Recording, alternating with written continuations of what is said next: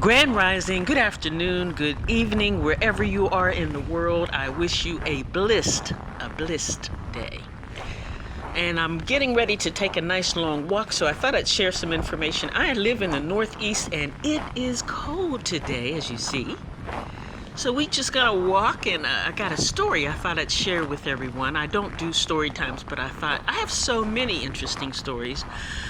I was talking to my son the other day. He said, "Mom, you should share that one on, maybe put that one on your YouTube." So I said, okay. So I was thinking of this day, which is December, I think today is the 14th or the 15th. A couple of years ago, on this particular day, I was in Egypt. I was probably in either Luxor or Aswan or Cairo. You know, I was there for about 15 days, so I don't know which city I was in on this particular day. I'll have to look back. But I was in Egypt, and of course a big bucket list thing going on there. I love, and everybody that knows me knows I am obsessed with Egypt. So I was on my way to Egypt, or I was in Egypt on December 15th a couple years ago.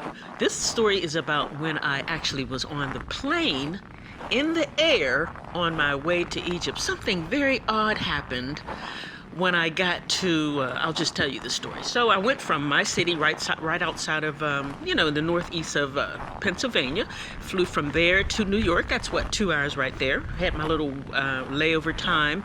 Then I was going to go from JFK in New York to London. It was going to be an 8-hour flight.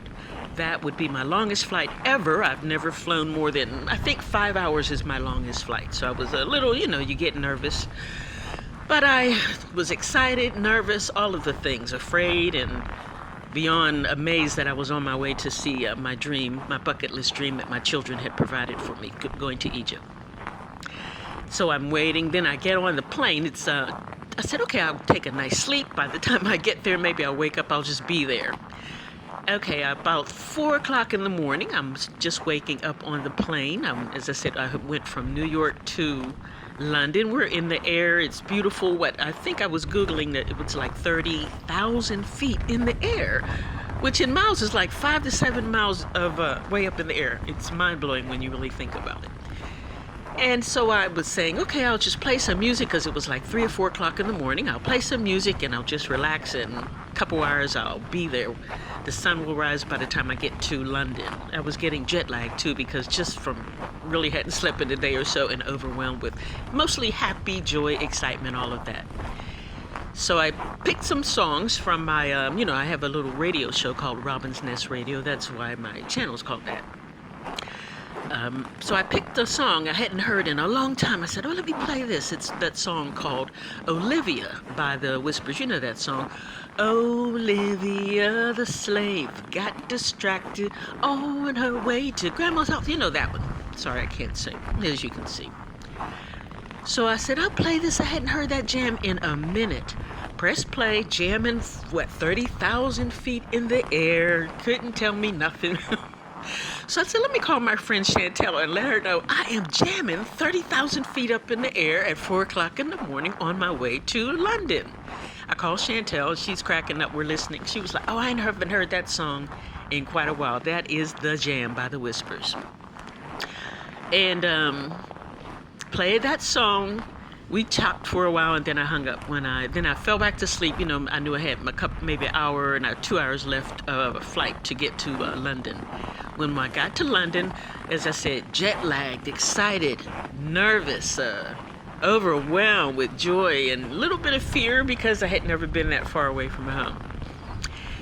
And so I'm in the big Heathrow airport. They were in the process of renovating the Heathrow airport, so it was huge and very, very disruptive because they were renovating it. I'm already overwhelmed and old and tired, mostly, but still very excited.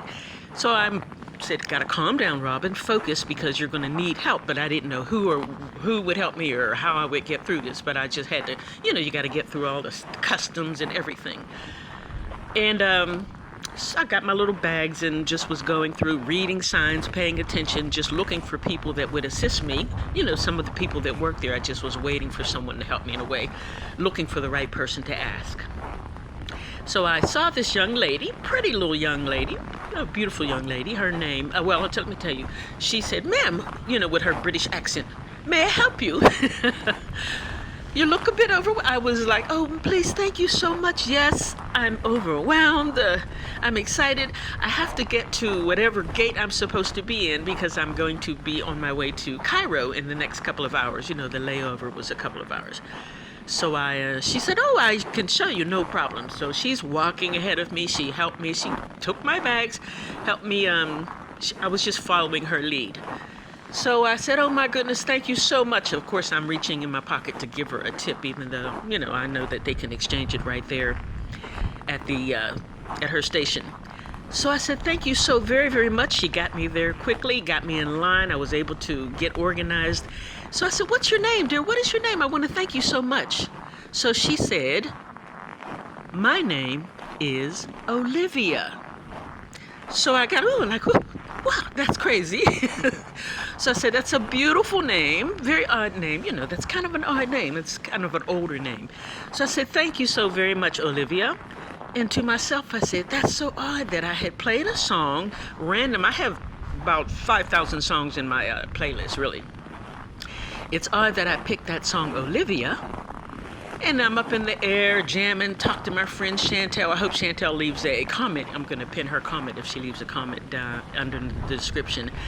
And this young lady's name was Olivia. I thought that was so odd and so sweet. And so is it destiny? Had I gone left or right, I would have met somebody different with a totally different person with another name. But I met the young lady, Olivia. I thought that was odd and wonderful and mystical, all of the above. As I was on my way to my bucket list place of Egypt, I just wanted to share, are we destined? Are things happening as we plan, or is it all planned out for us? Olivia helped me. I thought that was magical.